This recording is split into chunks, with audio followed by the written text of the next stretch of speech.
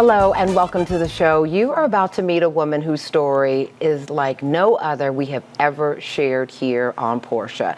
My first guest is Lacey Tezino. And get this, Lacey grew up most of her life believing she was white because that's what her adoptive family told her. She had no idea her biological mother and father were both black. Now, Lacey eventually met her biological mother and they spent a decade together before her mom died from cancer. She's here to share her incredible story of grief and disappointment, but really recovering and healing from all of it, right? Absolutely. Thank you so much for joining us. Thank you for having me. I'm grateful to tell your story. And I know, let's just get to the part where you know people are looking at you going, what? She didn't know she was black. We'll get there, yeah. right? So let's talk about the fact that your mother had her own struggles and decided to give you away at birth, right? Yeah. My adoption story is anything but ordinary. Yeah. So the man who adopted me, he was a gay white man who really wanted a child. He wanted a child. He didn't have a partner at the time, and he was a friend of my mother's. Okay. And they met. He owned a bar in Houston, and they met, and he understood her situation. They talked about it, and he really wanted a child, so he made an agreement with her. They made an arrangement. My mom, she was struggling with just drug abuse and her lifestyle at that time.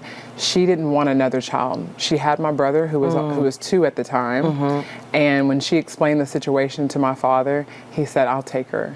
He said, "I want her." Didn't know it was a girl at that time, but I will take your baby. Yeah. So he adopts you, cares for you for years, and you're feeling loved and everything is good, and then sadly, he passed away. Yes. So I was 18 months old, and we were living in Houston together, he and I, and I had a nanny at the time, and it was just from what I hear, was a beautiful beginning. Yeah. And then he gets sick, so his And cancer, tell me his name, just so I want to... Ronnie Huckabee. Ronnie Huckabee, yes. Right. And this is Ronnie, right? This is him. Oh. He was such a sweet daddy. Yeah. Oh my gosh. So. Oh, I see the little, I see his eyes. Oh my Even gosh. though he's not yours, I can see the love you had for him in your eyes as you talk about him. And can you believe that those first years, what an impact, that I can still remember him, that I can still remember how tender and loving, and yes. So, Daddy's girl. Yes, yeah. And he got sick, and so at 18 months old, we moved with his parents about an hour and a half from Houston,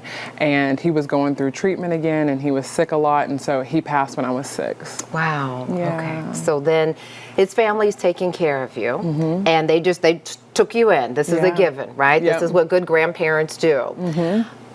How did you get to the conversation where you believed that you were white? They told you were white? Well, so we were in a predominantly white small town in Texas, and I think I had questions about who my parents were. They were raising me, and part of it was, I think, their own attempt to protect me, where we were, where we lived, and it was, okay, if anyone asks, you're not black.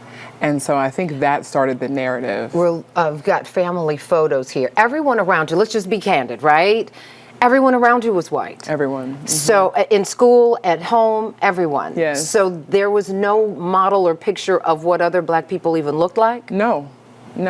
And it was, I think when I got a little bit older and I would see black people on TV, I could feel it, and I was like, okay, I think. How old, do you remember the first time you looked and said, wait a minute? I remember it. Those are my people too. I don't remember how old I was, but I remember it was Vanessa Williams. And I saw her. There was something in it that was like, you know what? I think I look more like that. You felt seen and represented to a certain extent. Did you ever say, am I black? I think I had questions about it, but the story was, your mom is Hawaiian and your dad is white. So my mom was Samoan and black, but I was told, because they didn't know her fully, they didn't know her story, but they said, your mom was Hawaiian, and they didn't tell me that my dad was adopted. So they were saying, mom is Hawaiian, dad is white, that created you. So there wasn't a space where it was one of your parents is black. That wasn't the story. And this is why you look a little different from the rest of the white people. Because you're Hawaiian. Wow. Okay. So we're looking at pictures of your biological parents now, right? This is your mother. This is your father. Yes.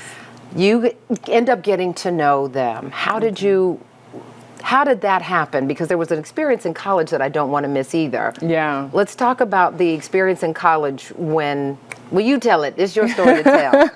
So in college is when I first reached out to my mom, and I called her, and I found her information through information, 1411 back in the day. When you could dial 411, I remember. And then I spoke to her on Mother's Day. It was my sophomore year in college, and that's when I met her for the first time. I drove to Houston, and And wasn't there were some roommates or someone in college? Yeah. Sisters.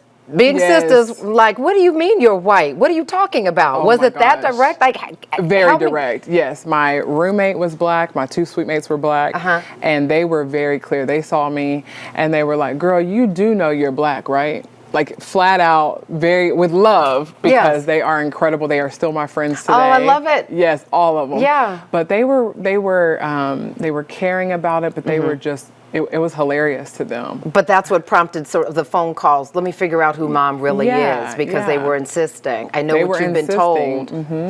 I want to get to, if we can, the relationship that you had with your mother and the questions that every adoptive child always has, right? Why? Why did you let me go? And I think when I met my mom and I saw that I had a brother and that he grew up with her, and then I saw she had this beautiful house, she had this, career, she was thriving, and I'm looking at her like, girl, what happened? Why did why wasn't I a part of this? But I didn't understand the struggles that she had. I didn't understand that it didn't always look like that, right? And so from what I was told, she was on drugs, she was, had all of these issues. So when I saw her, I thought, okay, I really struggled with resentment with my mom when I met her. And why did because you she was, I guess 20 years older at that point, at least, or somewhere in there, right? Yeah. And then you get so many years together, Yes. and then sadly she passed from cancer. Yeah, we had 10 years together, but she was incredible. She was an extraordinary woman. She would walk in any room. And so I learned so much from her. Wonderful. I'm so glad that I got the time with her. Yeah. And we built a relationship. It wasn't all pretty. It was up and down. And she had, a lot of, she had a lot of grief herself. My mom had a hard life growing up. Yeah. And so I think we healed each other, though. That's beautiful. We're going to talk about what that healing looks like as our viewers look at this beautiful picture of the two of you looking into each other's eyes. You had shaved your head because she'd saved his. Yeah, she lost her hair during chemo, and we shaved it together. Wow, this is a beautiful story, and this is going to continue when we return. We're going to talk about Lacey's decision to go to therapy and work through all of the things she was dealing with. Stay with us. We'll be right back.